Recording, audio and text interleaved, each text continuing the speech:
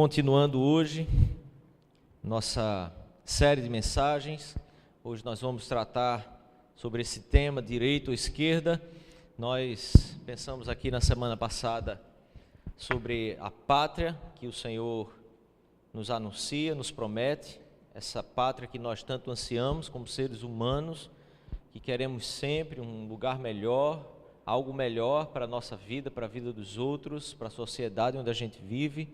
Queria também hoje citar aqui do aniversário da nossa Igreja Presbiteriana do Brasil, 158 anos já aqui no Brasil, evangelizando, proclamando a palavra do Senhor, e rogar ao Senhor que continue a abençoar a nossa igreja, no nosso país inteiro, que também sempre está no embate e passa por todas as mudanças também, transformações, e sempre lutando para permanecer fiel à palavra do Senhor, aos propósitos do Senhor na nossa vida, na vida da nossa sociedade, e que a gente tanto deseja e espera que a mão do Senhor realmente possa gerar e transformar a nossa nação e fazer com que a gente possa viver dias em que a gente possa afirmar realmente que o Senhor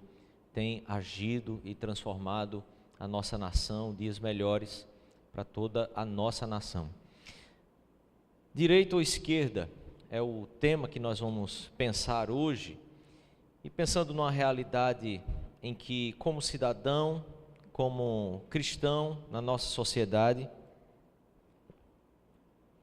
eu e você sempre nos encontramos nessa berlinda, nessa bifurcação que tantas vezes nós precisamos, como cidadão, optar, perceber que caminho nós podemos seguir, que caminho nós podemos nos orientar para trilhar. Queria pensar com você então nessa divisão binária que nós temos na nossa sociedade hoje, tentando definir direita ou esquerda, ou tentando ler as realidades sociais e pensamentos políticos filosóficos apenas com um viés de direita ou de esquerda.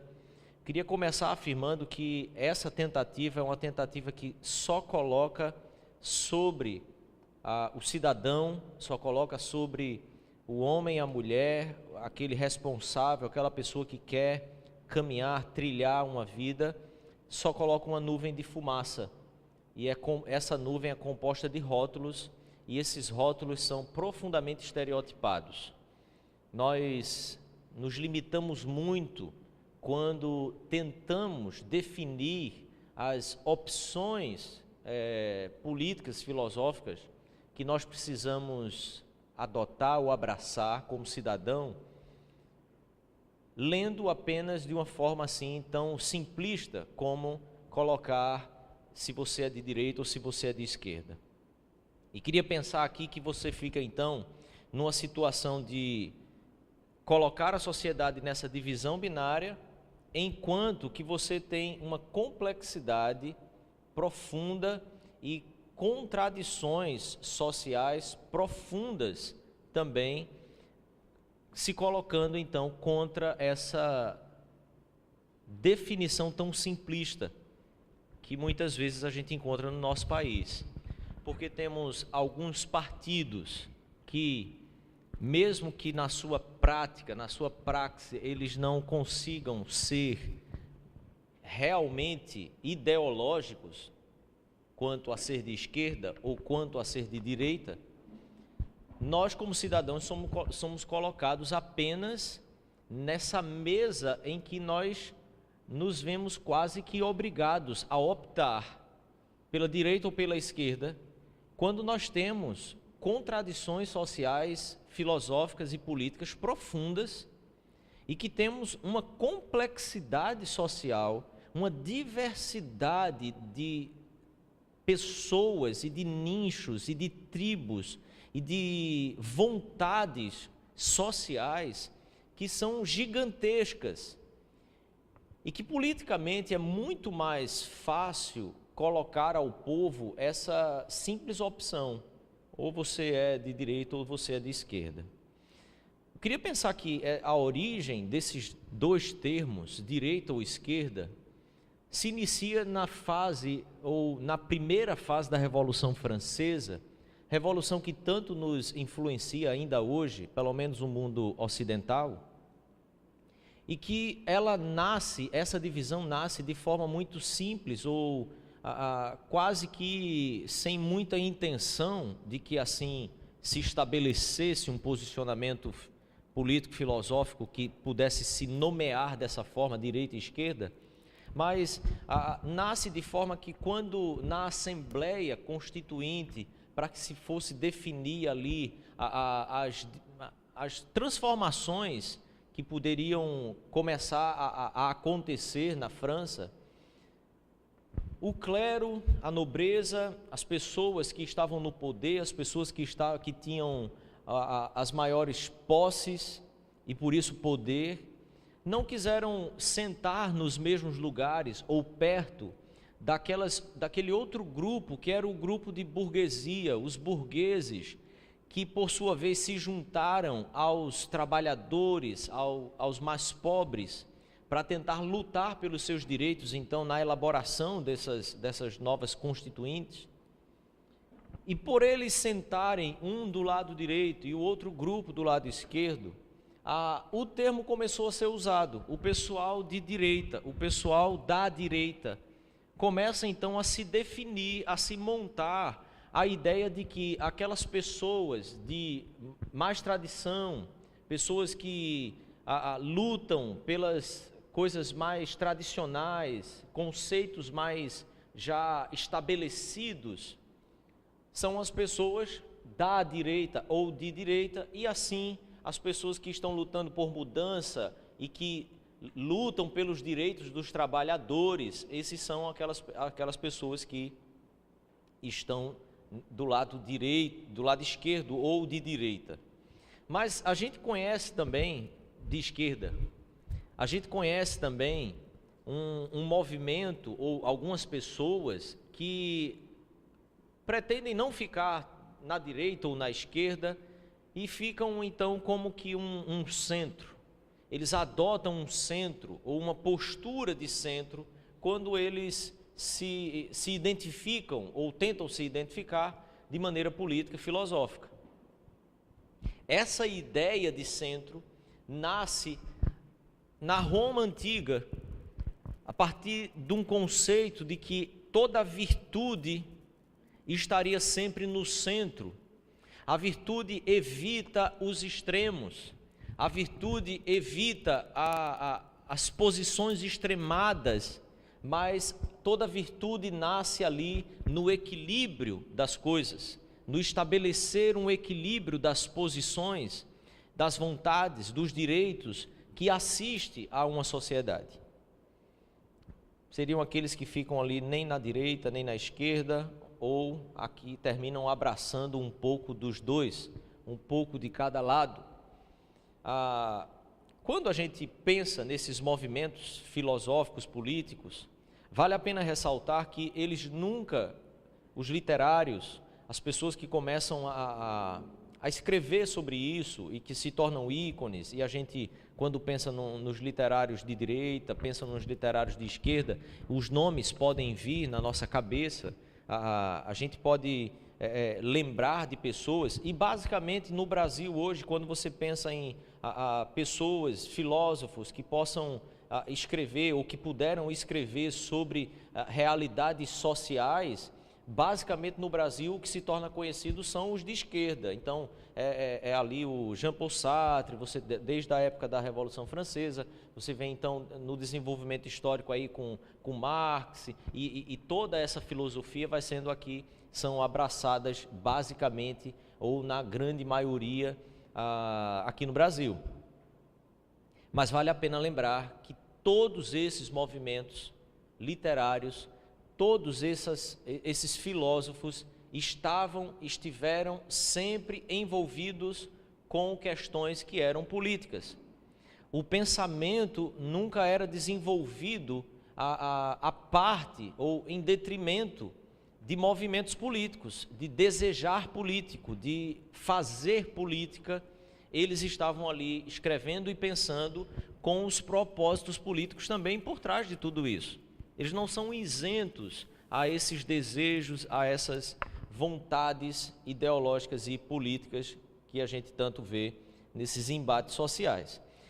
Uma forma melhor, talvez, ou numa tentativa de ser mais preciso, ainda que não seja toda a descrição que a gente possa fazer das linhas e dos pensamentos filosóficos e políticos que a gente tenha hoje, numa era pós-moderna, em que mesmo dentro de cada movimento ou abraçar filosófico de cada grupo desse, você tem também pessoas pensando ainda em coisas que são tanto quanto diferentes daquilo que ela mesma professa como ideia política. A gente poderia colocar então uma régua ideológica aqui, que seria uma extrema esquerda, uma esquerda, um centro-esquerda, centro, centro-direita, direita e extrema-direita. Não apenas uma direita ou uma esquerda, mas você tem já uma miscelânea agora, você tem diversos pensamentos, e como cidadão, você está todos os dias lidando com esse tipo de coisa, com esse tipo de pensamento, ainda que você seja daquele tipo que advogue assim, o não envolvimento com política, com ideologias, você não quer abraçar absolutamente nada disso, você não quer se envolver com nada disso, mas você está envolvido nisso, porque a política é que vai conduzindo a nossa realidade social aí, nos desdobramentos que ela possa ter. Eu queria pensar com você então, tendo em vista que estamos numa sociedade, não somos chamados a sair dela, o Evangelho não nos chama a sair da sociedade em que estamos ou abandoná-la, dar as costas para ela e viver como se nós não tivéssemos absolutamente participação nenhuma nisso. O Evangelho nos chama para estarmos inseridos nessa realidade, para estarmos profundamente mergulhados em toda essa realidade em que eu e você vivemos. É uma realidade sociocultural que tem suas mudanças, que tem os seus movimentos, que tem os seus pensamentos, os seus pensadores, tem todo um desdobramento, mas como povo que Deus chama, nós precisamos entender que é aí que nós devemos estar. Não precisamos sair e não devemos sair dessas realidades, mas somos chamados a estar profundamente envolvidos e fazendo diferença nessa sociedade em que nós estamos inseridos. Sobre isso, então, eu queria pensar com você no texto de 1 Tessalonicenses, capítulo 2, do versículo 13 ao versículo 16, e pensar algumas implicações, algumas questões que esse texto traz para nós. Depois nós vamos ler alguns outros textos da palavra de Deus. Eu quero chamar então sua atenção aqui. Aperta os cintos, senta direito na cadeira, se acomoda. Eu quero ler o texto com você, quero orar com você, e então começarmos a meditar um pouco sobre o que a palavra de Deus nos orienta a respeito de tudo isso. A palavra de Deus diz assim então: também agradecemos a Deus sem cessar, pois ao receberem de nossa parte a palavra de Deus, vocês a aceitaram como palavra, não como palavra de homens, mas segundo verdadeiramente é, como palavra de Deus, que atua com eficácia em vocês os que creem. Porque vocês, irmãos, tornaram-se imitadores das igrejas de Deus em Cristo Jesus, que estão na Judéia. Vocês sofreram da parte dos seus próprios conterrâneos as mesmas coisas que aquelas igrejas sofreram da parte dos judeus, que mataram o Senhor Jesus e os profetas e também nos perseguiram. Eles desagradam a Deus e são hostis a todos, esforçando-se para nos impedir de falarmos aos gentios e estes sejam salvos. Dessa forma, vão sempre completando a medida dos seus pecados, sobre eles finalmente veio a ira de Deus. Feche os seus olhos. Eu quero orar mais uma vez com você. Tivemos um tempo aqui de adoração, de louvor. Nos colocamos diante de Deus, lemos a sua palavra. Queria chamar você a se colocar diante do Senhor e de fato clamar para que o Espírito dele comunicasse a sua palavra ao seu coração. Só o Senhor pode de fato fazer isso de maneira eficaz, de maneira a gerar respostas que nós tanto ansiamos na nossa alma. Coloque sua alma diante dele. Pai, em nome de Jesus, nos colocamos aqui diante de ti. Pedimos pela tua graça e por tua misericórdia. Assiste-nos aqui, nos exorta, nos ilumina ao entendimento da tua santa Escritura, santa palavra, que ela possa aquecer o nosso coração, nos purificar, nos conduzir no caminho que o nosso coração precisa para encontrar a nossa redenção, a redenção de tudo isso que nos cerca. Ajuda-nos aqui, Pai, em nome de Jesus. Amém. Volte os seus olhos novamente ao início do texto. Nós temos algumas partes grifadas e eu queria que você prestasse bastante atenção naquilo que Paulo está nos trazendo aqui. Também agradecemos a Deus sem cessar, pois vocês receberam de nossa parte a palavra de Deus. Vocês a aceitaram, não como palavras de homens.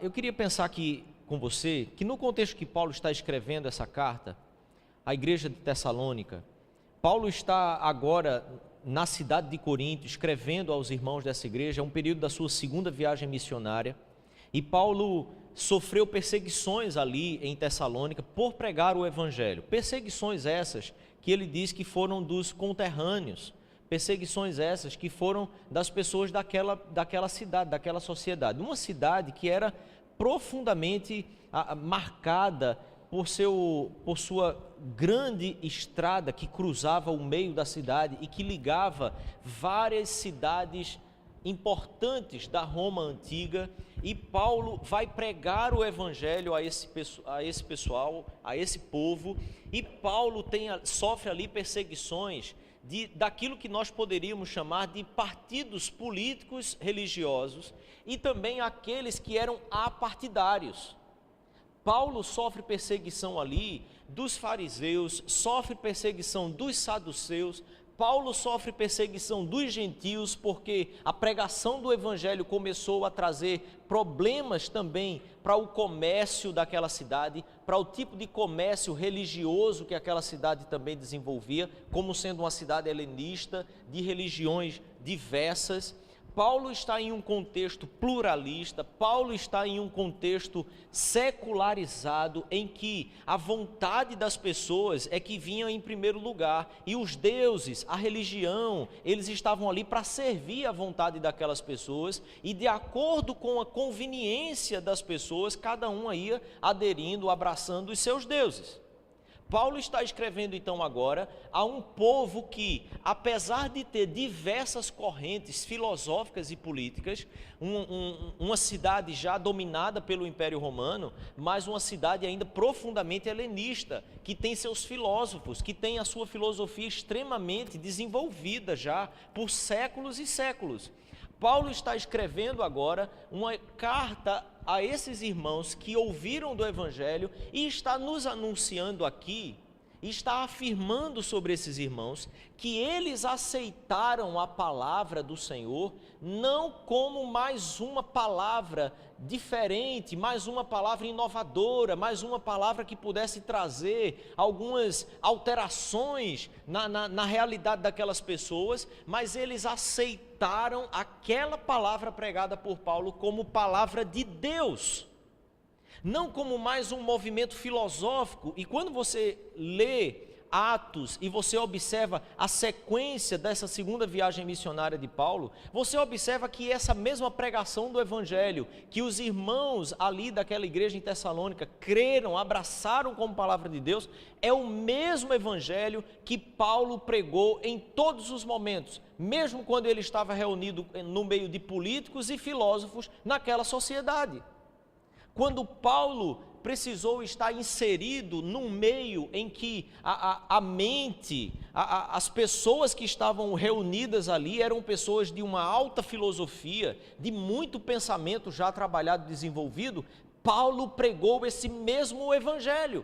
Paulo pregou o evangelho do Deus eterno que se fez carne, do Deus homem encarnado e que deu a sua própria vida para pagar os nossos pecados, para resolver os problemas que nós criamos por causa dos nossos pecados. E o primeiro problema que criamos foi com o próprio Criador.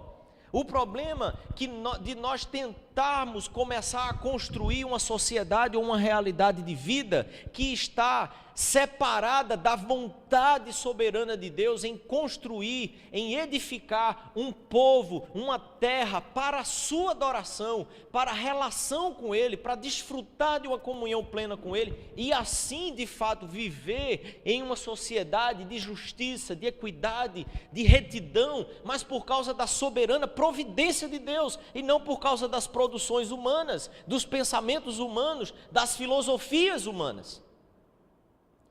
Paulo está nos dizendo então que a palavra pregada é verdadeiramente, como eles creram, como verdadeiramente é, como palavra de Deus.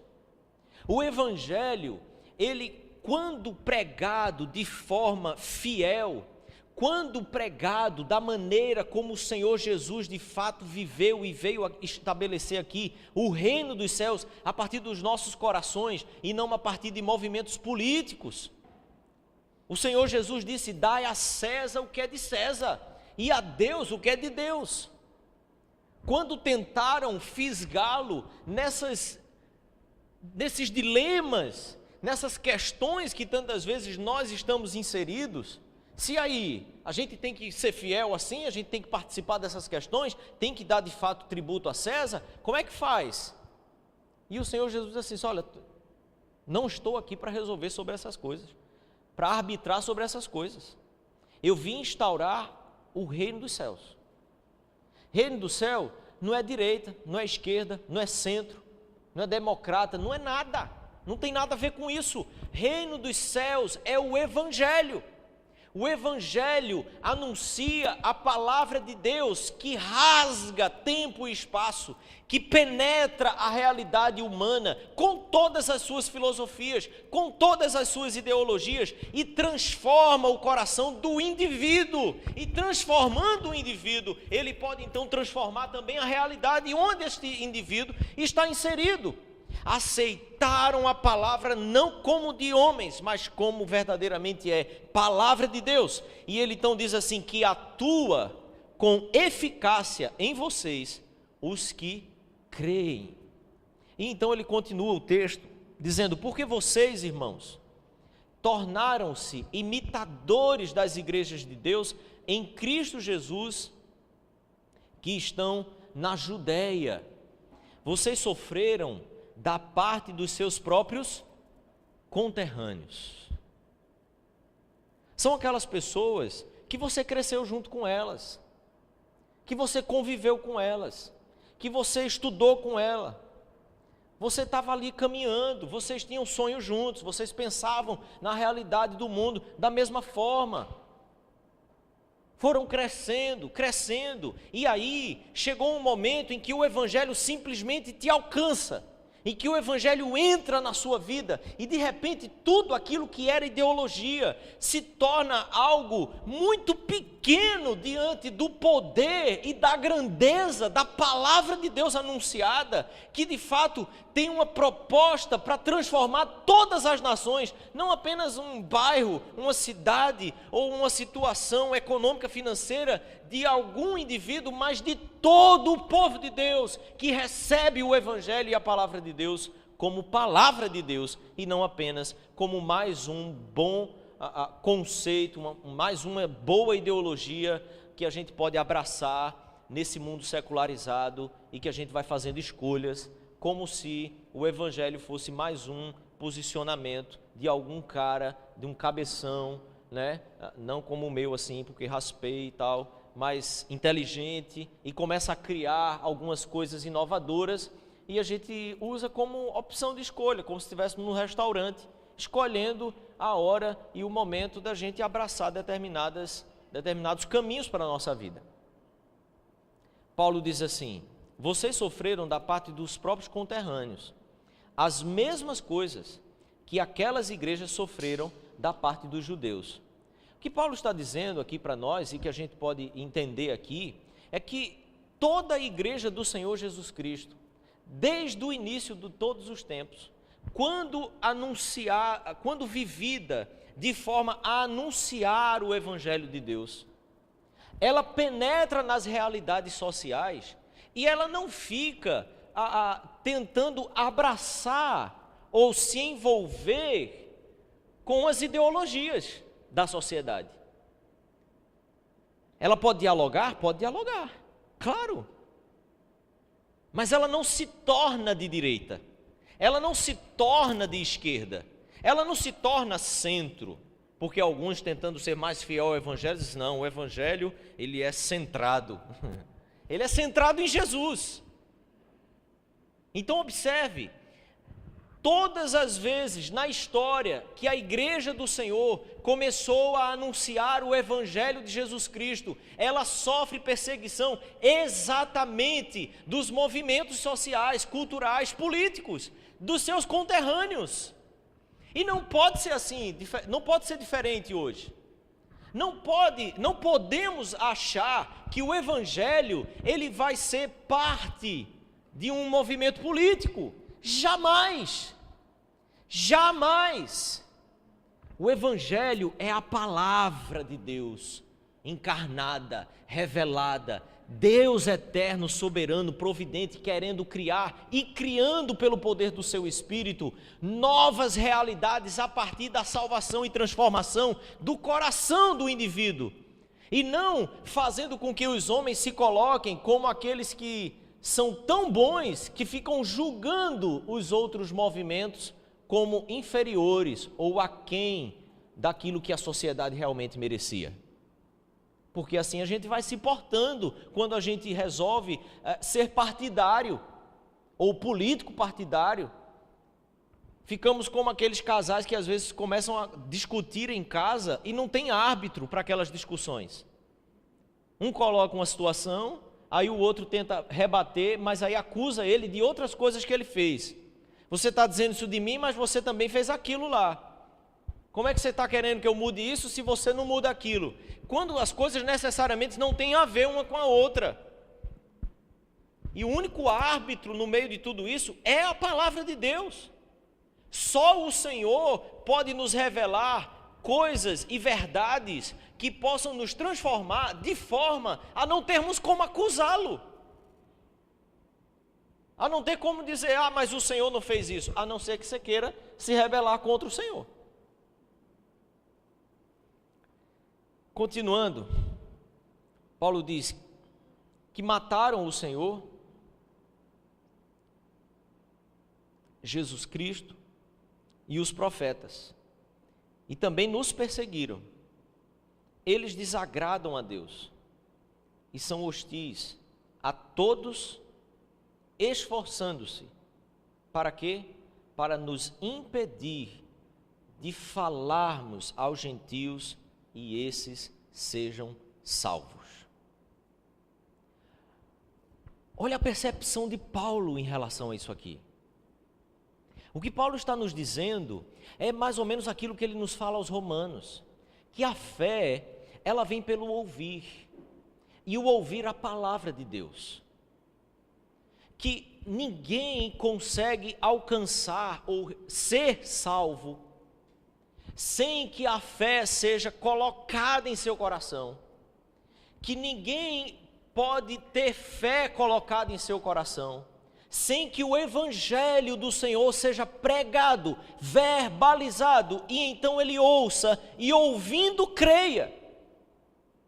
Quando nós acreditamos que o engajamento em movimentos ideológicos, políticos, sociais são as maneiras, ou é a maneira que Deus está dando ao seu povo para que ele faça diferença no mundo, nós estamos nos desviando profundamente daquilo que é a centralidade do Evangelho, que é a pessoa de Jesus Cristo, a obra de Jesus Cristo, a salvação em Cristo Jesus, e que de fato pode fazer com que todos, gentios e judeus, sejam salvos. Então eu queria pensar com você em algumas coisas mais aqui. Eu teria ainda algumas questões históricas para trabalhar, mas eu quero me propor então aqui a irmos direto no que a palavra de Deus fala sobre o Evangelho. Quero ler com você que o Evangelho não se conforma com o mundo, e queria pensar então em Romanos capítulo 1, versículo 16, como Paulo nos mostra mais uma vez, o Evangelho acima do mundo, acima de tudo isso, acima de toda a sociedade, acima de todos nós, muito além de tudo aquilo que a gente possa pensar, ideologizar, muito além daquilo que a gente possa elaborar, muito além de todas as nossas conjecturas sociais. O Evangelho, Paulo diz o seguinte: não me envergonho dele. Opa, lembre-se aqui, sociedade romana, plural, sociedade secularizada. Paulo está dizendo, eu não me envergonho do Evangelho. Com a vida, Paulo deixou claro que não se envergonhava desse Evangelho, e em qualquer meio que ele entrava, era o Evangelho da salvação em Cristo Jesus, do perdão dos pecados, do arrependimento para a vida, que ele pregou e anunciou em qualquer meio, seja ele qual fosse. Não me envergonho do Evangelho. Por quê? Porque o Evangelho não é ideologia política, porque o Evangelho não é filosofia, o Evangelho é o poder de Deus para a salvação de todo aquele que crê. Primeiro dos judeus, depois do grego, e aqui abraçando todo aquele que não fazia parte da aliança do povo de Deus na história, mas todas as nações, os gentios, todos aqueles que viessem a crer no poder de Deus revelado em sua palavra, todo aquele que viesse a crer no Evangelho de Jesus Cristo. Esse Evangelho é o poder de Deus. Você quer algo poderoso, querido, que transforme sua vida e a realidade em que você está inserido? Creia no Evangelho, creia na palavra de Deus, creia na salvação em Cristo Jesus, anuncie Cristo Jesus a todos nessa nação. Ele é o poder de Deus, o Evangelho está acima de tudo isso, e nós precisamos de uma vez por todas entendermos que como igreja do Senhor Jesus, recebemos uma vocação de fazer discípulos e formar a imagem de Jesus em cada um deles, quando ensinamos a guardar todas as coisas que Ele nos tem ensinado. A grande questão é que historicamente nós sempre queremos colocar esse movimento da igreja como um movimento institucionalizado. Então nós ficamos discutindo sobre qual é o pensamento social, qual é o pensamento cultural atual em que nós estamos, porque no final das contas sempre precisamos ter um discurso para a sociedade que é um discurso muito amplo, muito aberto, mas não é um conversar, um dialogar a partir de cada discípulo que está inserido já na sua própria realidade e que ele não precisa fazer uma faculdade para entender a realidade dele. Ele já nasceu, já cresceu ali, é só comunicar o Evangelho. Por isso Jesus diz, vão e façam discípulos. É você que está ali. Não sou eu que estou lá na realidade que você está inserido, é você que tem que fazer isso. Para de ficar conversando sobre as ideologias dessa nossa época e anuncie o evangelho poderoso de Jesus, e seja lá de que lado a pessoa é, seja de direita, de esquerda, de ponta, de cima, de baixo, virado cabeça para baixo, anuncie o evangelho. Ele é poderoso, ele tira a pessoa do avesso, põe do lado certo, ele que vai endireitando os caminhos da gente. Anuncie o evangelho. Você é discípulo, torne-se discípulo, anuncie o evangelho. Porque a proclamação desse evangelho não transforma apenas aqueles que ouvem, mas transforma também os que anunciam. E muitas vezes a nossa vida vai ficando arranhada, travada, porque a proclamação do evangelho deixou de existir nos nossos lábios. Volta a proclamar aquilo que é poderoso para transformar a nossa nação, aquilo que é poderoso para transformar pessoas, ainda que elas estejam na mais profunda lama dos seus pecados. O evangelho é poderoso para tirar qualquer um de lá. Segundo lugar, o evangelho confronta o mundo e expõe o mundo. Timóteo, jovem pastor, que pastoreou a igreja em Tessalônica também, que foi colocado lá por Paulo, inclusive quando ele sai fugindo da perseguição que se estabeleceu, tentando impedir que ele pregasse. Timóteo é que chega lá então depois que Paulo sai, está em Corinto, e logo depois de um breve tempo, Timóteo também vai encontrar-se com Paulo em Corinto. Paulo diz assim então a Timóteo: prega a palavra, esteja preparado a tempo e fora de tempo, repreenda, corrija, exorte com toda a paciência e doutrina.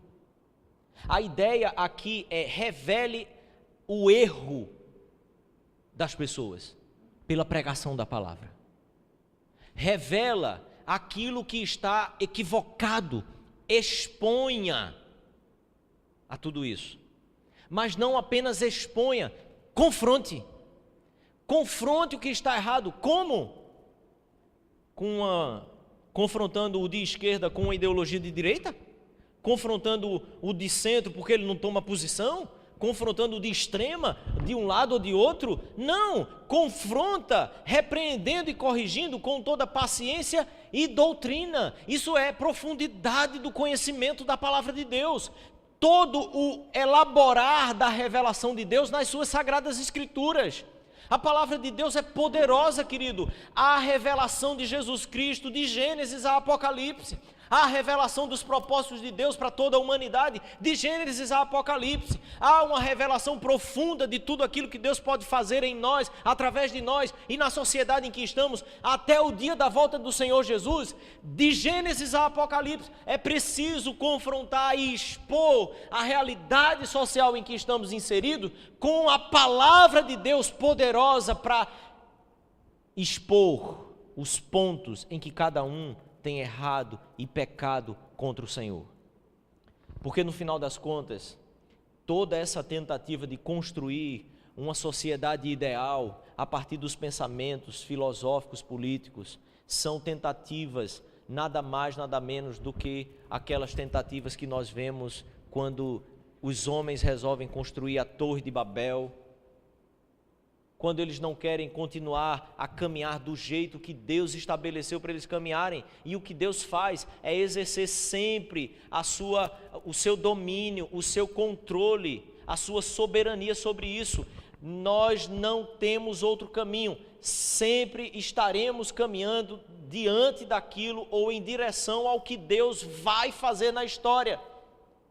A diferença são os que se curvam a essa soberania graciosa, santa e poderosa, e os que não se curvam, os que ficam tentando, com as suas forças, fazer esse caminho, sem receber a graça e a providência de Deus no seu dia a dia.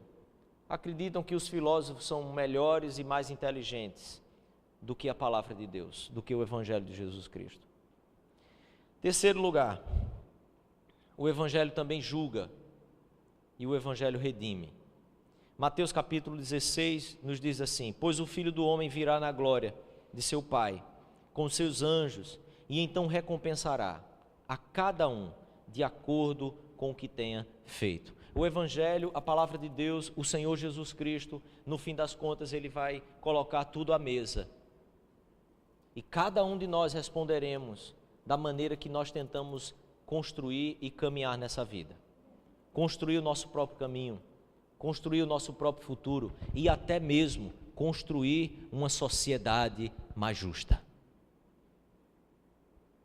São valores legítimos, mas que somente o poder do Evangelho pode transformar. Quando nós invertemos isso, nos esquecemos do Evangelho, da centralidade, do poder e da ação do Espírito Santo em toda a realidade que nos cerca. Ele é quem continua, como desde Gênesis, ele paira sobre a face do abismo que está em caos, mas fazendo com que aquilo comece a tomar forma, comece a tornar claro, comece a ter sentido, comece a ter beleza.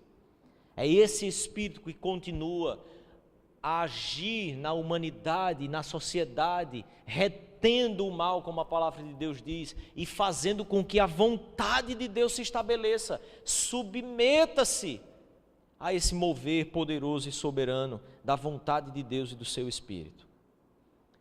Apocalipse capítulo 5 ainda nos diz assim: eles cantavam um novo cântico, dizendo: Tu és digno de receber o livro e de abrir os seus selos, pois foste morto e com o teu sangue compraste para Deus homens, de quê? De toda tribo, de toda língua, de todo povo e de toda nação. Você sabe o que isso quer dizer? É que a redenção de toda a sociedade, esteja ela onde estiver, seja ela qual sociedade for, a redenção para todo o mundo, para todos os povos, foi comprada e alcançada. Essa redenção foi realizada pelo Filho, pelo Cordeiro, o único digno de abrir os selos, de abrir os livros e poder redimir a todas as nações, diante da vontade de Deus soberana, diante de todo o principado e potestade.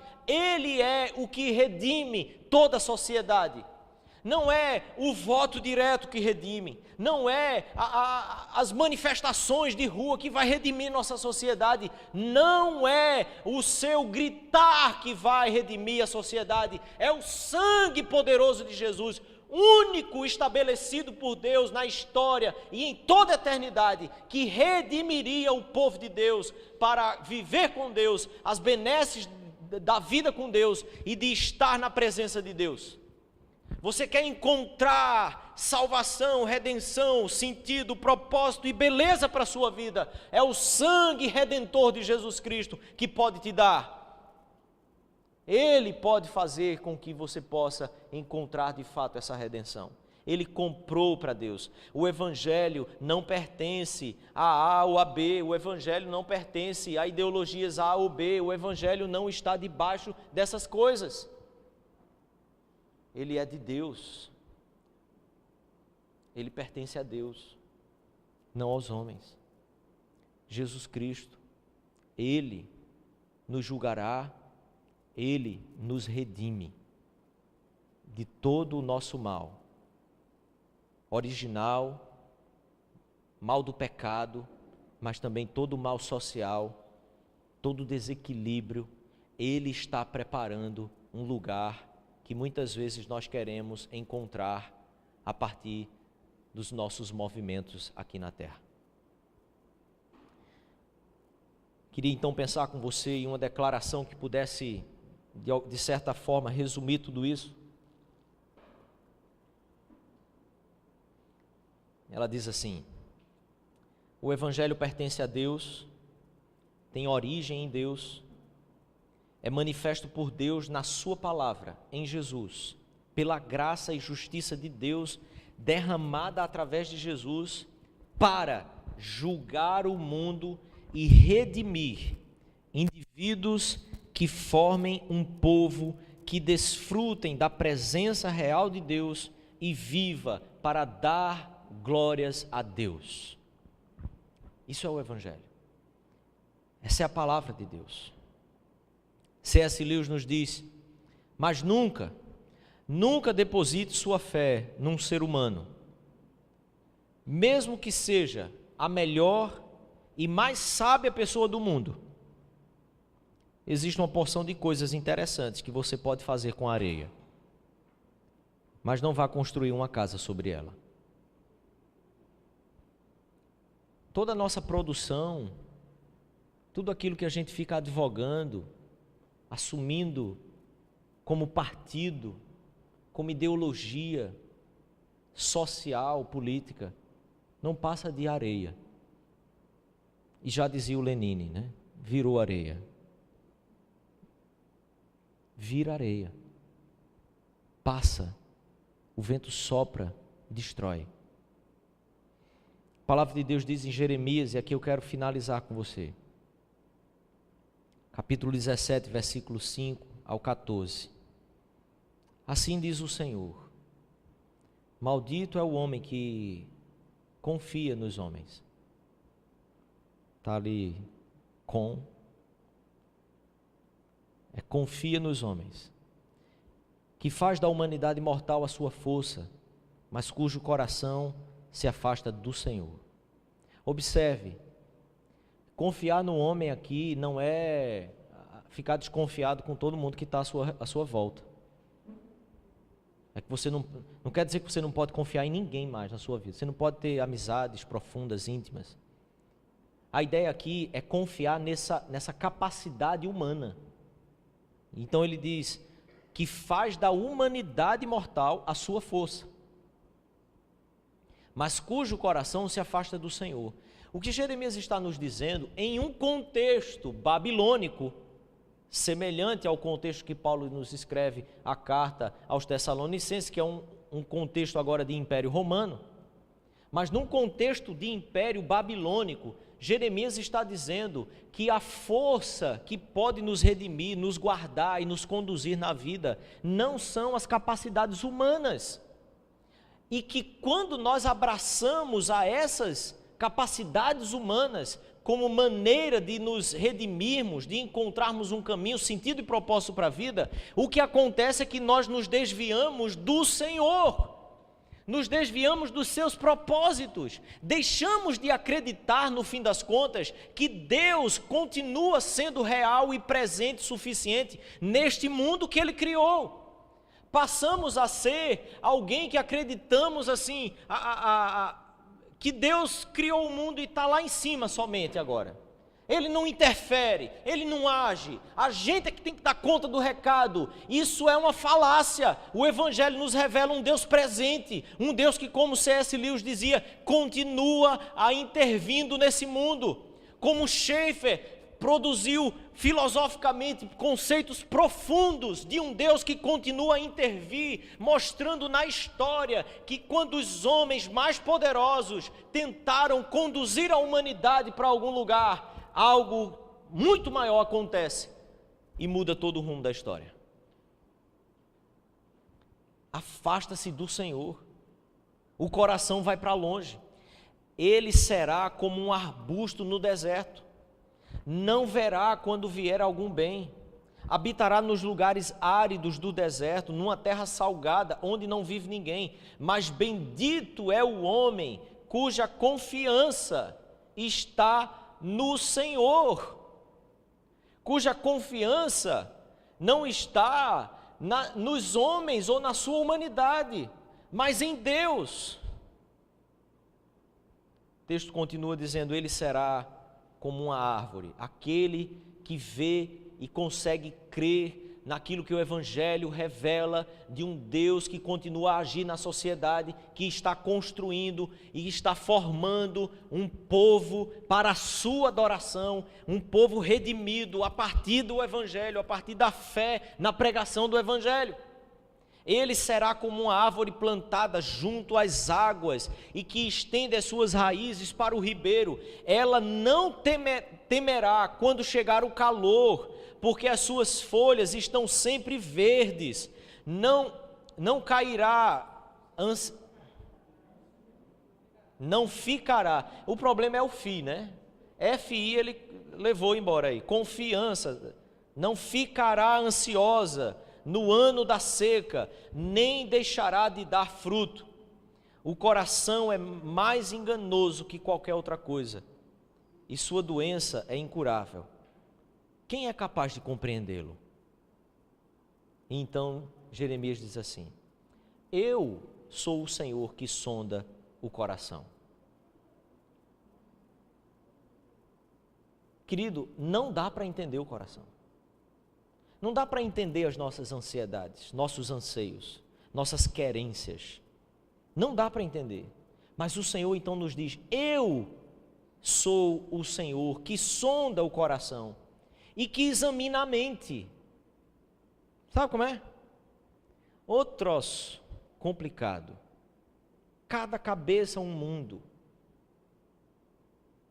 Deus é o único que consegue examinar a mente, prescrutar, para recompensar a cada um de acordo com a sua conduta, de acordo com as suas obras. O Senhor o homem que obtém riquezas por meios injustos, é como a perdiz que choca ovos que não pôs. Não é seu. Brincamos aqui no início, podemos sorrir de tantas situações, mas eles estão por todos os lados, chocando ovos que não são seus, roubando, tirando injustamente daquele que necessita. Sim, isso é uma realidade, mas Deus está nos mostrando em sua palavra, quando a metade da sua vida tiver passado, elas o abandonarão, e no final, ele se revelará um tolo. Tolice esse tipo de vida. Tolice acreditar que é possível viver a vida como se absolutamente não existisse ninguém sobre nós, nenhum Deus regendo todas essas coisas, como se pudéssemos caminhar nesse mundo, como se Ele estivesse fazendo pouco caso dos nossos passos e das nossas condutas. Deus tem os seus olhos soberanos, olhando para a face da terra e vendo a conduta de cada um dos homens, e retribuirá a cada um conforme sua conduta. Então ele diz assim: um trono glorioso e exaltado desde o início é o lugar de nosso santuário. Ó Senhor, esperança de Israel, todos os que te abandonarem sofrerão vergonha. Aqueles que se desviarem de ti terão seus nomes escritos no pó. Um dia morre, pois abandonaram o Senhor, aquele que é a fonte de água viva. E então, para um coração que humanamente falando não tem cura, e Jeremias falou sobre isso, não há cura, ele é enganoso demais. Para um coração que aparentemente você olhe e diga não tem jeito, para revoltas que possivelmente possam surgir em nossa alma, mente e coração, e você diga assim: não há jeito para isso. Jeremias então escreve nos dizendo: cura-me, Senhor, e serei curado. Cura-me, Senhor, e serei curado. Salva-me, e serei salvo, pois tu és aquele a quem eu louvo. Não abandone o Senhor e aquilo que Ele está fazendo na terra, e a cura virá, a salvação virá. Como o salmista diz, ao olhar para cima do monte, de onde vem o nosso socorro? O nosso socorro não está na violência, nas armas, o nosso socorro não está nos protestos, o nosso socorro não está na política, o nosso socorro não está no Congresso, no parlamento, o nosso socorro vem do Senhor, que fez os céus e a terra. Eu quero desafiar então seu coração a pelo menos 3 coisas aqui. Abandone as areias que você tem tomado para construir sua vida. O termo é abandonar, querido. Não há muito o que fazer. Joga fora, abandona. Elas vão desmoronar, se não já estiverem desmoronando para você. Abandone as areias que você tem tentado fazer com que alguma coisa seja construída na sua vida. Porque a gente pode fazer tudo com areia, menos construir uma casa sobre ela. Desaba. O Senhor está te chamando a novamente buscar a Ele, ser curado por Ele e salvo por Ele. Deixa o Evangelho de Deus te mostrar quem é você. Pare de olhar para o da esquerda, pare de olhar para o da direita, pare de acusar e de assumir partidarismos e olhe o que o Evangelho revela a seu respeito. O problema da humanidade está no ser humano. O problema do ser humano é o ser humano. Deixa o Evangelho mostrar quem é você. E 3, deixa o Evangelho te revelar o novo caminho que conduz à salvação. Não vá para a direita, não vá para a esquerda. O caminho é Jesus. A verdade é Jesus. A vida é Jesus. Ele morreu, redimiu os nossos pecados para nos conduzir a uma nova realidade que a palavra de Deus chama de reino. E a oração de Jesus foi: venha o teu reino e seja feita a tua vontade, não a minha. No fim de sua vida, ele diz que seja feita a tua vontade, não a minha, Senhor. Quando nos deparamos nos contextos em que vivemos, políticos e sociais, o nosso clamor e a nossa oração tem que ser: Deus, que seja feita a tua vontade, não a minha. Porque não a nós, Senhor, mas ao teu nome toda a glória. Feche seus olhos. Eu quero orar mais uma vez com você. Chamar o seu coração, lhe chamar, aclamar a Deus: cura-me, Senhor, salva-me, e certamente serei curado, serei salvo. Eu confio no Senhor, não na força da humanidade.